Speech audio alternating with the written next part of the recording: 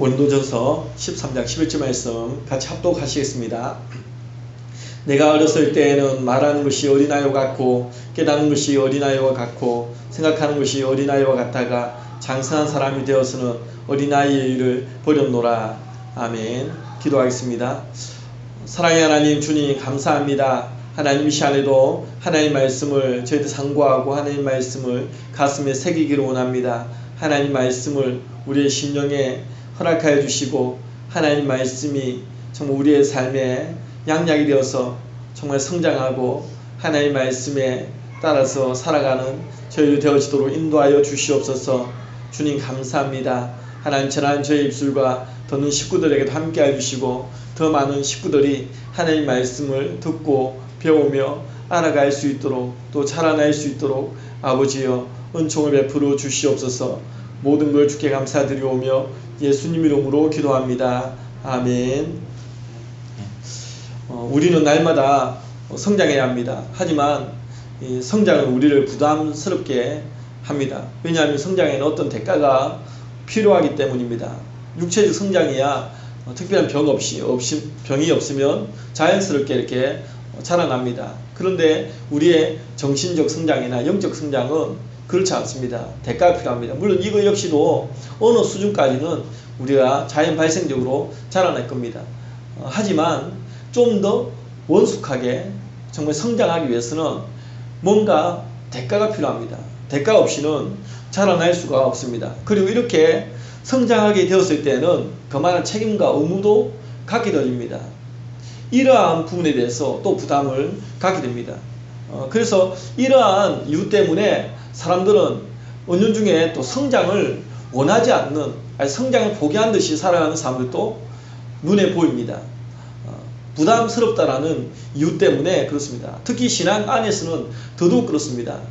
뭔가 잘하면 더 많이 헌신해야 되고 뭔가 더 해야 된다라는 그 생각 때문에 이 부담을 갖게 되죠. 그래서 신앙도 우리가 성장해야 되는데 성장하지 않으려고 하는 마음들이 우리 속에 은연중에 있는지 모르겠습니다.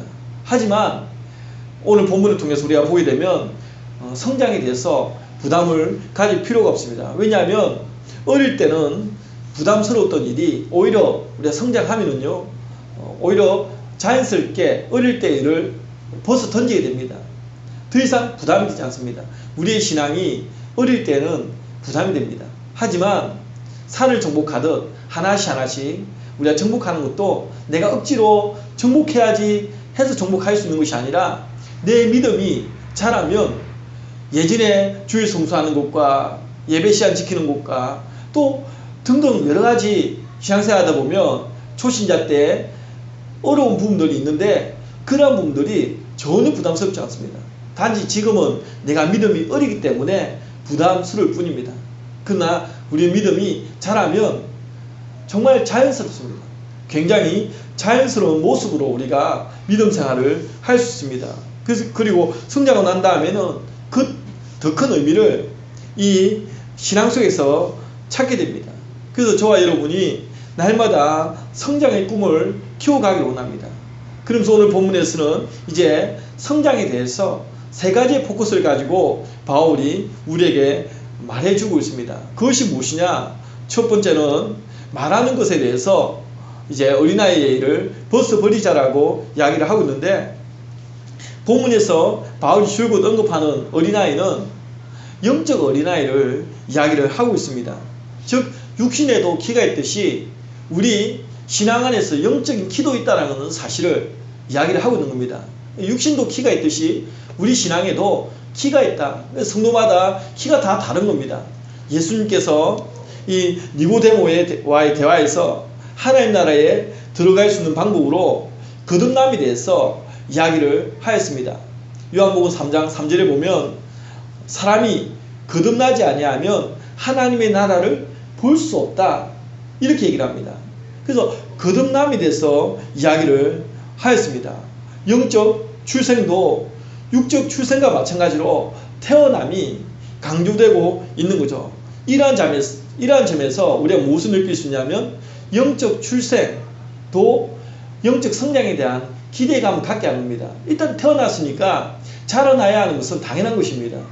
그러니까 육적 출생도 마찬가지고 영적 출생도 태어났기 때문에 그 다음에 우리가 기대할 수 있는 것은 자라남, 성장입니다. 성장. 성장하지 않으면 이것은 굉장히 괴로운 것입니다. 부모 입장에서 자녀가 태어났는데 정상적으로 이제 우리 영성 성도가 아기를 낳았고, 그럼 그 아기를 이제 엄마 입장에서 유심히 볼 겁니다. 보다 보면 어느 시점 되면 이제는 뒤집기를 하고, 어느 시점 되면 이제 옹알이를 하면서, 어느 정도 되면 또 말이 터이면서, 이런 것들을 이제 개월 수에 따라서 체크를 할 거 아닙니까? 그것처럼 우리 영적 성장도 거듭났다면, 태어났다면, 그렇다면 이제는 그 다음에 우리가 기대할 수 있는 것은 자라나는 겁니다. 근데 1년 지나고 2년 지나고 3년 지나고 4년 5년 시간은 지나가는데 우리 속에 자라나기는커녕 오히려 추락하고 있다. 그러면 그것은 정말 고민해야 될 문제고 걱정하지 않을 수가 없는 문제입니다. 그래서 이러한 측면에서 우리는 자라나야 하는 거죠. 바울도 자신을 가리켜서 무엇이라고 얘기하냐면, 내가 어렸을 때는 이라고 말함으로써 자신도 어릴 때가 있었다. 그렇습니다. 모든 사람은 다 처음에는 어립니다. 처음에는 다 태어나기 때문에 가난하기, 영적 어린아이, 이러한 시절을 보낼 수밖에 없습니다. 근데 중요한 것은 그 다음입니다. 그 다음. 바울은 장성한 사람이 되어서 이렇게 얘기를 하듯이 어린아이 시절로 평생 잊지 않았다는 겁니다. 처음에는 다 어린아이인데 그 모습으로 평생 있는 것이 아니라 마침내 장성한 사람이 되어서 영적 성장을 경험하게 되었다. 이렇게 말하고 있는 거죠. 모든 성도들에게 필요한 것이 바로 이 모습입니다. 처음에는 어린아이지만 그 어린아이의 모습도 한동안이지 어느 정도가 지나면 자라나야 하는 겁니다. 영적 성장을 경험해야 하는 것입니다. 그러면서 바울이 가장 먼저 영적 성장에 있어 언급하는 것이 말하는 것에 대해서 이야기를 합니다. 장성한 사람이 되어서는 영적 어린아이와 같은 언어 습관을 버려야 한다. 이렇게 얘기를 하고 있는 거죠. 그러면 영적 어린아이의 언어 습관이 어떤 특징을 가지고 있는가? 가장 기본적인 어린아이 특징을 우리가 보게 되면 사리 분별 없이 그냥 배우고 본 대로 따라하는 거, 무작정 따라하기, 이렇게 한번 생각해 볼 수가 있습니다. 그래서 아이들이 욕을 하면 그냥 욕을 쉽게 배우고 따라하고, 이러한 모습들을 우리가 보게 됩니다. 이러한 모습들을 버려야 되는 거죠. 버려야 되는 겁니다. 이와 마찬가지로 영적 어린아이 역시 어떻습니까? 세상에서 배웠던 언어 습관 그대로 그냥 따라할 뿐입니다. 따라하는 거죠. 그러니까 따라합니다. 결국 미성숙한 성도는 예수님 믿기 전에 삶의 방식 그대로를 답습하면서 살아가는 겁니다. 이러한 모습이 영적 어린아이의 모습이다. 그 대표적 어떤 특징이 언어 습관인데, 단순히 언어적인 어떤 질 차이를 뛰어넘어서 그뿐만이 아니라 언어의 어떤 대화, 주제, 이야기, 소재, 이러한 것들도 세상 사람과 똑같은 이야기들을 우리가 하는 겁니다. 세속적 이야기를 입에 달고 있고, 그러한 모습들, 이러한 모습들이 영적 어린아이의 모습이라는 겁니다. 그래서 이 말하는 것이 영적 어린아이와 같은 모습들을 벗어버리고 이제는 장성한 믿음의 분량에 이르는 성도로 자라나기를 원하고 있는 것입니다. 그래서 이에 대해서 예수님께서는 제자들에게 산상수훈의 말씀을 통해서 우리에게 들려줍니다. 좀 다른 삶, 가치관이 다른 삶, 그런 것에 얘기를 하는 거죠. 기도에 대해서 말씀해 주시면서 너희에 대한 믿음이 어떠한 믿음이어야 되느냐, 염려하여 이르기를 무엇을 먹을까, 무엇을 마실까, 무엇을 입을까, 이러한 염려들은 이방인들이 다 구하는 것이고 그들이 생각하는 것이고, 사람들은 먹을 것, 입을 것, 그것이 세상 사람들의 주 관심사입니다. 그렇다면 우리의 관심은 이것에서 벗어나서 너희 먼저 그의 나라와 그의 일을 구하라. 그리하면 이 모든 것을 다 더해주신다. 이 믿음을 가지고 살아야 됩니다. 이러한 차별화된 삶을 이야기를 우리에게 들려주고 있습니다. 이러한 점에서 사도 바울 역시 이제는 말하는 것에 있어서 어린아이의 일을 벗어버리고 새로운 거듭난 성도라면 이제는 좀 더 말하는 것, 행동하는 것, 이러한 것들이 세속적인 것이 아니라 거룩하고 예수 그리스도 안에서 먼저 그의 나라와 그의 일을 구하는 그러한 주제를 가지고 우리가 말하고 좀 더 성숙된 그런 모습으로 살아갈 것을 우리에게 말해주고 있는 겁니다. 우리는 반드시 성장해야 됩니다. 바울이 말하듯이 처음 이 말하는 것은 습관입니다. 그래서 우리의 내리 마음속에 있는 그러한 심령이 말로서 표출되어지는 것이기 때문에 우리 안에 영적 성장이 경험되어지면 이 말하는 것에서부터 달라지고 변화되어지고, 그래서 우리의 모든 삶들이 새로워지는 그러한 은혜를 경험하게 되어집니다. 저와 여러분에게 바로 이러한 성장을 경험하는 한 해가 되어지기를 원합니다. 두 번째로는 깨닫는 것에 있어서도 우리가 영적 어린아이에서 벗어나서 영적 성장을 경험해야 될 것을 우리에게 말씀해 주고 있습니다. 이 깨닫는 것은 사실 삶에 있어서 가장 중요한 문제입니다. 깨달음만 있어도 이미 50%는 다 이룬 것이나 다름없습니다. 근데 굳이 이렇게 50%라고 표현한 이유는 타락한 인간은 의지도 타락했기 때문에 사실 깨닫는다 하여도 삶이 그렇게 쉽게 되지 않는다는 겁니다. 내가 깨달았으니까 내가 이렇게 살면 안 된다라고 생각하지만 우리의 타락한 인격과 이런 모습으로는 깨달은 대로 잘 사라지지가 않는 거죠. 그래서 50%라고 이렇게 표현한 것인데, 하지만 그럼에도 불구하고 어쨌든 이 깨달음은 모든 삶의 시작점입니다. 우리가 깨닫지 않고는 삶도 변화되지 않습니다. 깨닫지 않고서는 하나님을 바로 믿을 수도 없습니다. 그러니까 모든 삶의 시작점은 바로 이 깨달음입니다. 이 때문에 성경에서도 이 깨달음의 중요성에 대해서 우리에게 말해주고 있는 거죠. 그 단적인 예가 마태복음 11장 15절을 보면 이렇게 얘기합니다. 귀 있는 자는 들을지어다. 정상적인 사람이라면 귀 없는 사람 없습니다. 다 귀가 있습니다. 그럼 왜 이렇게 얘기하냐? 들어도 깨닫지 못한 사람들이 많은 겁니다. 들어도 깨닫지 못하는 그 사람은 귀가 있어도 귀로서 기능을 하지 못하는 겁니다. 아무리 우리 어떤 얘기를 듣고 좋은 이야기를 들어도 그것이 나의 삶에 영향이 주어지려면 깨달아져야 됩니다. 귀는 있지만 들어도 깨닫지를 못한다. 그 사람에게는 귀가 있어도 더 이상 귀가 아닌 것입니다. 그래서 이러한 말씀을 통해서도 이 깨달음이 얼마나 중요한지를 얘기하는 거죠. 이사야 선지자를 통해서도 말씀합니다. 그들은 보아도 알지 못하고 들어도 깨닫지 못한다. 얼마나 많이 하나님께서 선지자들을 이스라엘 백성들에게 보내면서 말을 들려주었습니까? 너희가 그렇게 살면 안 된다라고, 너희가 살아가야 삶의 목적이 그것이 아니라고 이야기를 하여도 사람들은 듣지 못합니다. 당장 눈에 보이는 것, 지금 당장 그 삶이 중요하다고 생각하고 계속 그렇게 살아가는 것입니다. 우리가 깨달아야 하는 거죠. 깨달아야 삶이 바뀌는 것입니다. 그런데 더 큰 문제는 무엇이냐면 애당초 들으려고 하지 않는다는데 있는 것입니다. 로마서 10장 17절에 보면 믿음은 어떻게 나는가? 믿음은 들음에서 나며 들음은 그리스도의 말씀으로 말미암았느니라, 이렇게 얘기합니다. 그러니까 들어야 되는 겁니다. 일단 들어야 합니다. 들을 기회를 가져야 됩니다. 듣는다는 것은 정보를 습득하는 겁니다. 지식을 습득하는 겁니다. 텅 빈 머릿속에서는 깨달음이 있을 수가 없습니다. 정보가 없는데 무엇을 가지고 깨닫겠습니까? 일단은 들어야. 일단 들어야 그것이 하나의 퍼즐 조각처럼 맞춰져 가는 겁니다. 그리고 우리가 들어야 될 것은 영적 어린아이의 이 관점에서 우리가 듣고 자라나야 될 말씀, 그것은 예수 그리스도의 말씀이죠.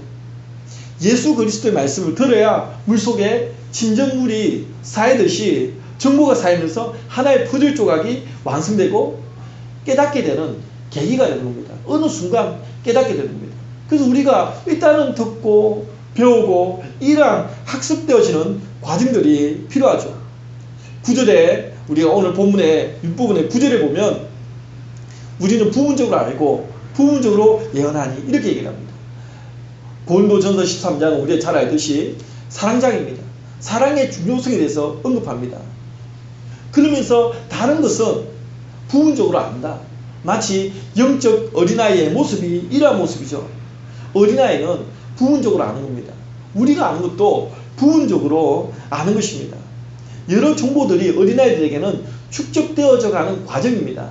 점점 정보들이 채워져 가는 과정 중에 있는 겁니다.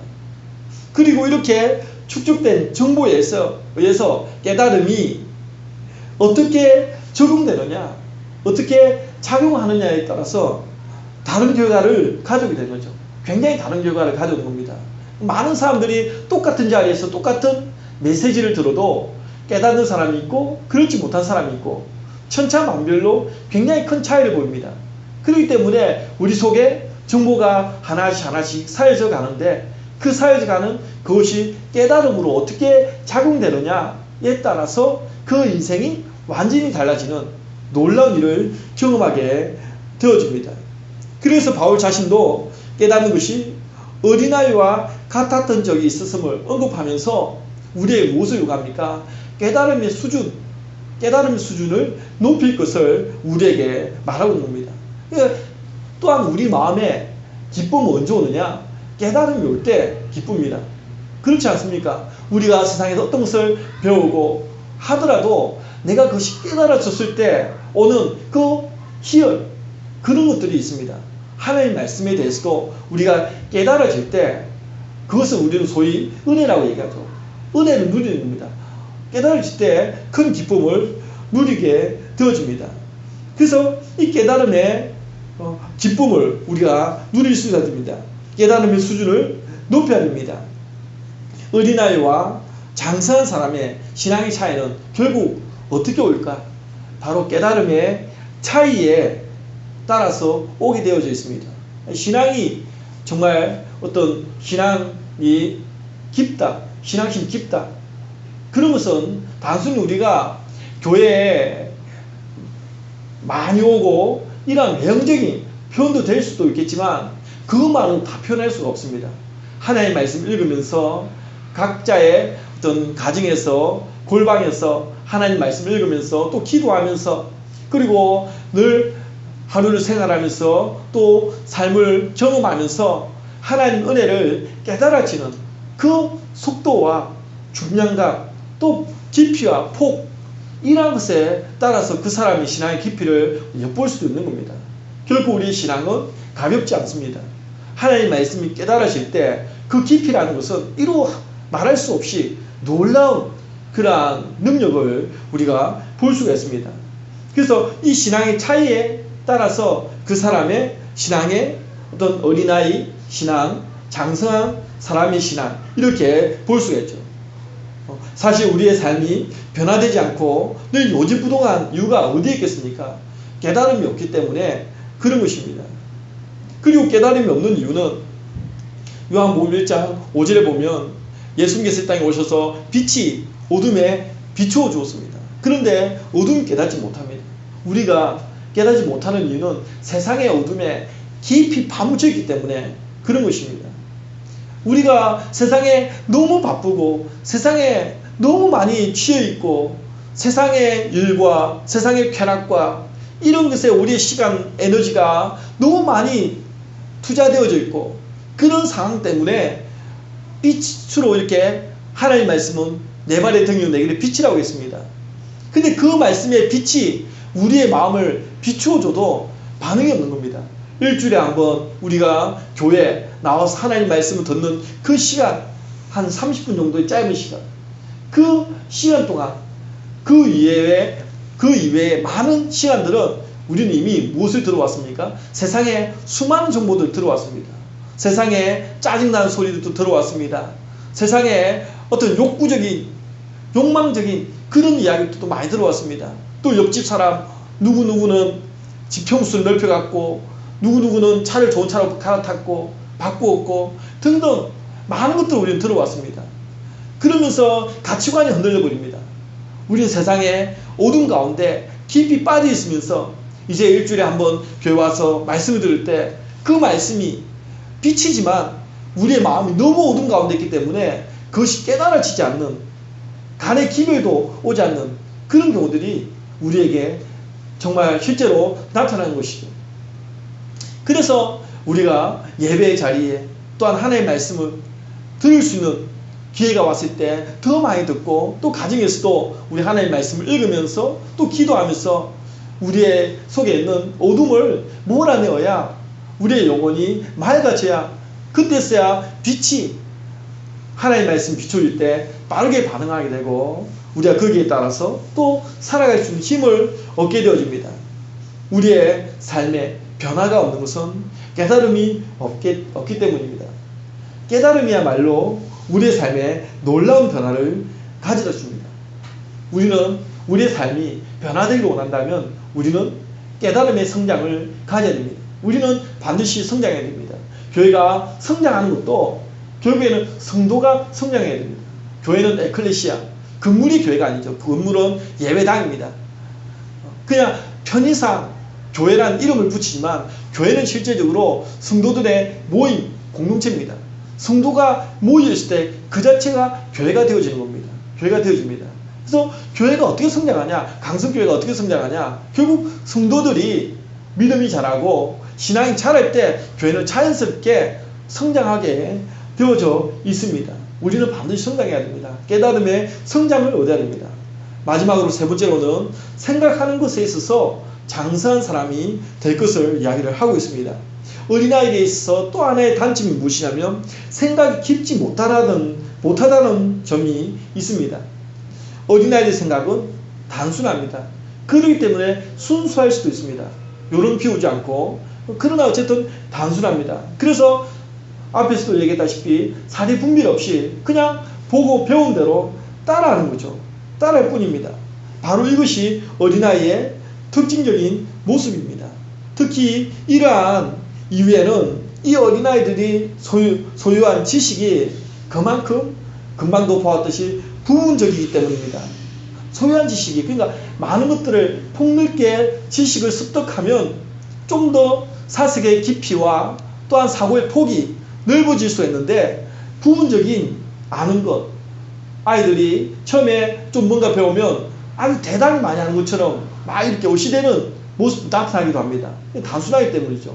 그러나 정말 어느 한 분야를 깊이 파고 들어가는 그 사람들은 나중에 자신의 입에서 고백하는 것이 모르겠다라는 겁니다. 그 사람이 진짜 안 겁니다. 예수님께서도 바리새인들이나 이 대제사장들, 서기관들, 말씀의 율법을 연구하는 이 사람들 박식하지 않습니까? 근데 그들을 향해서 무엇을 얘기합니까? 너희들이 안다고 하니까 더 죄가 있다고 얘기합니다. 진짜 아는 사람은 한 분야를 깊이 연구할 때 정말 모르겠다라는 고백이 나옵니다. 겸손해지는 거죠. 하나님께서 창조하신 이 창조 세계를 쭉 보면서 겸손해질 수밖에 없습니다. 진짜 모르기 때문에 자기가 안다고 생각하는 겁니다. 우리가 진짜 아는 단계에 이르렀을 때는 정말 모르겠다. 과학으로 하나님을 증명하겠다. 말도 안 되는 소리입니다. 하나님은 과학보다도 더 높으신 분이기 때문에 감히 과학으로 하나님을 증명한다? 그러면 그 하나님은 더 이상 하나님이 아닙니다.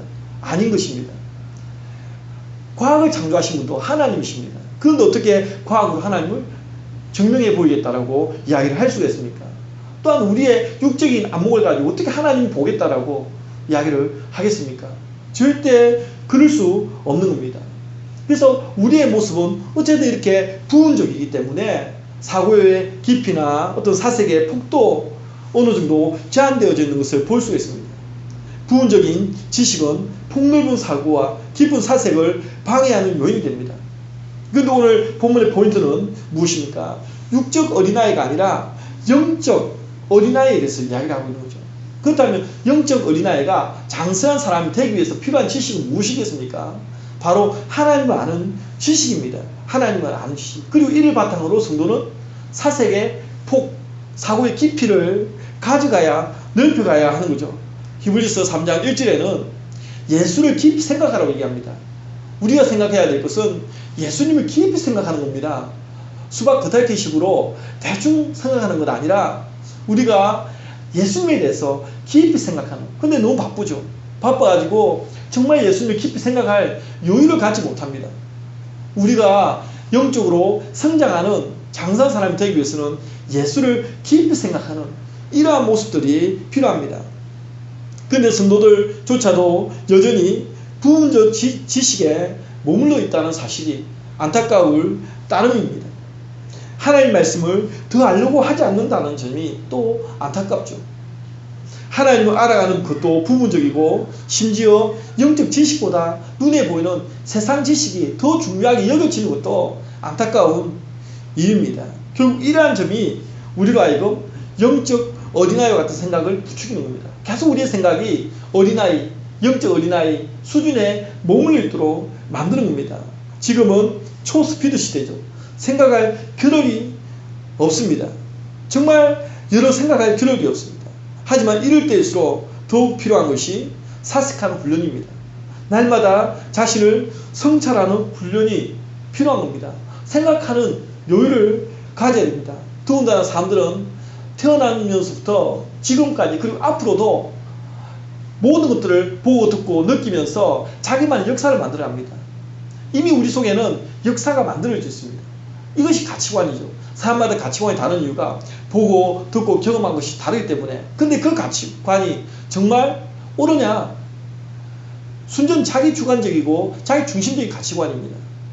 정말 그것이 옳으냐? 이것을 우리에게 자문해 보아야 됩니다. 세상의 모든 것은 지어진 어떤 피조물에 불과합니다. 하나님만이 하나님께서 모세에게 말해 주었듯이 스스로 있는 자라고 이야기를 합니다. 그러니까 세상의 모든 것은 다 지어진 것입니다. 스스로 존재할 수 없는 것들입니다. 하나님의 손에 의해 존재하는 것입니다. 그러나 하나님만이 스스로 있는 자. 그렇기 때문에 우리는 어디에서 우리가 발견되어져야 되는가? 바로 하나님 안에서 우리 자신이 발견되어져야 합니다. 우리 하나님 안에서 발견되어져야 하는 것이죠. 그래서 우리는 이러한 영적 어린아이의 생각에서 벗어나서 장사한 사람의 생각으로 자라나야 됩니다. 하나님 말씀에 대한 실험과 또 하나님 말씀에 대한 깊은 사색이 필요합니다. 영적 미숙아는 사색을 하지 못합니다. 영적 사색을 하지 못합니다. 우리가 하나님 안에서 이러한 영적 사색을 할 수 있는 장사한 사람으로 자라나야 될 것을 바울은 이야기를 하죠. 우리는 성장해야 됩니다. 바로 말하는 것도 그렇고 또 생각하는 것도 그렇습니다. 우리가 사색해야 될 그러한 범주들을 하나님 앞에 늘 기도하면서 성장해야 됩니다. 모든 것에는 존재 이유가 있습니다. 저와 여러분에게도 존재 이유가 있습니다. 강성교회도 존재 이유가 있습니다. 이 땅의 모든 것은 다 피조세계입니다. 하나님만이 유일하게 스스로 있는 자입니다. 우리는 모든 피조물의 존재 이유는 창조주 하나님 안에서 발견되어져야 합니다. 문제는 영적 어린아이는 이 존재 이유를 전혀 발견할 수도 없고 또 그렇게 살아갈 수도 없다는 사실입니다. 때문에 우리에게 필요한 것은 영적 성장입니다. 우리가 성장해야 이 존재 이유도 또 그렇게 살아가야 되는 이유도 발견해야 됩니다. 영적 성장, 부담스러워할 필요가 사실 없습니다. 성장하기 전에는 우리 속에 부담스럽지만 하지만 바울이 오늘 본문에서 이야기하듯이 장성한 사람이 되어서는 어린아이를 버려놓으라. 자연스럽게 버려지는 겁니다. 우리가 자라나면 새로운 세계가 펼쳐집니다. 내가 알지 못했던 그러한 영적인 세계가 우리 앞에 펼쳐지는 겁니다. 성장하기 전에 우리 속에 있는 두려움과 그러한 부분들을 떨쳐버리고 하나님 앞에 우리 어떻게 해야 되겠습니까? 더 성장하기 위해서 더 적극적으로 하나님 앞으로 달려나가는 그러한 삶이 저와 여러분에게 필요합니다. 그래서 올해 한 해가 정말 신앙적으로도 우리 성도들이 성장하고 또 성장함으로써 그 신앙의 기쁨도 우리 안에 회복되어져야 됩니다. 이 땅에 많은 크리스찬들이 있습니다. 과연 우리 마음에 이 신앙생활 때문에 기쁨이냐 아니면 부담스러움이냐, 우리가 우리 가슴에 손을 쥐고 손 얹어서 생각해 볼 때 기쁨보다는 부담으로 다가올 때가 더 많을 수 있습니다. 주일 아침에 교회에 오기가 우리의 발걸음이 너무 무겁고 부담스럽고 또 교회 안에서 말씀 듣고 예배 드리면 따분하고 지겹고 이러한 마음들이 우리 안에 더 많을 수 있죠. 6일 동안 너무 세상에서 에너지를 많이 소모하고 힘들고 피곤하고 지쳐 있는데 그냥 육신적으로 편안하게 집에서 누워 자고 싶은 마음들, 그리고 또 TV 앞에서 그냥 여유롭게 또 야외에 가족끼리 나가서 즐기고 싶은 이런 마음들도 우리 안에 많을 수 있습니다. 이 모든 것들이 결국 우리의 마음에 어둠으로 있기 때문입니다. 이것을 벗어나서 우리가 신앙이 자라면 교회 나오는 것이 얼마나 기쁘고 또 기도하는 자리가 얼마나 기쁘고 하나님의 말씀이 얼마나 우리에게 정말 우리의 영혼을 소생시키는 말씀인지 느끼게 되어지는 거죠. 이것은 자라나 본 사람만이, 영적으로 성장을 경험한 사람만이 알 수 있는 영역입니다. 저와 여러분에게 이 놀라운 정말 비밀이 있는데 이것을 우리가 경험해 보지 못하고 늘 어린아이와 같은 그 자리에 머물러 가지고 신앙의 맛도 모르고 그냥 늘 부담스럽고 따분하고 재미없는 이러한 모습으로 하나님의 믿음 생활을 하는 것은 너무도 진수성찬이 눈앞에 펼쳐져 있는데 늘 그것을 그림의 떡으로만 보는 사람인 것이죠. 예수님께서는 이미 우리 앞에 구원의 어떤 그런 상을 딱 차려놓고 있습니다. 거기만 참여하면 지옥이 아닌 천국에 갈 수가 있는데 사람들은 늘 그것을 자기의 밥상으로 맞이하는 것이 아니라 그림의 떡으로 보는 겁니다. 믿음 좋은 집사님, 근사님, 그분들이 늘 경험한 하나님을 그냥 그림의 떡으로만 보고 있습니다. 우리에게는 그것은 남의 떡일 뿐입니다. 그들은 그것을 경험했기 때문에 감격적이고 하나님 믿는 것이 정말 다이나믹한데 어떤 성도에게는 늘 그 신앙이 그냥 처져 있는 그러한 모습으로 살아가는 사람들도 많이 있습니다. 이 모든 문제를 해결할 수 있는 비결은 자라나는 겁니다. 자라나면, 성장하면 새로운 세계가 우리 앞에 펼쳐져 보여지기 때문에 저와 여러분이 올 한 해 성장을 위해서 이제 올 한 해 시작된 지가 이제 오늘로서 둘째 주, 앞으로 50주가 남았죠. 52주면 1년은 끝납니다. 하나님 앞에 다시 한번 우리 마음의 결단과 각오를 통해서 신앙이 성장하고 또 강성교회적으로도 성장하는 그러한 한 해가 될 수 있도록 저와 여러분이 기도하고 하나님 앞에 달려나갈 수 있기를 주의 이름으로 축원드립니다. 기도하겠습니다. 사랑의 하나님, 주님 감사합니다. 아버지 하나님, 참으로 우리 강승의 모든 식구들의 삶 가운데 하나님 크신 은혜를 더하여 주시고 아버지 믿음으로 자라날 수 있도록 하나님 아버지 인도하여 주시옵소서. 신앙이 자라기로 원합니다. 아버지 하나님, 믿음이 자라기로 원합니다. 아버지, 자라기 전에는 우리 안에 늘 부담이 되고 늘 마음에 하나님 짐이 되는 듯한 느낌이 들지만 자라고 나면 어린아이 때의 일을 말하는 것, 생각하는 것, 아버지 모든 어린아이의 습관들을 자연스럽게 벗어버리게 되는 것을 알 수 있습니다.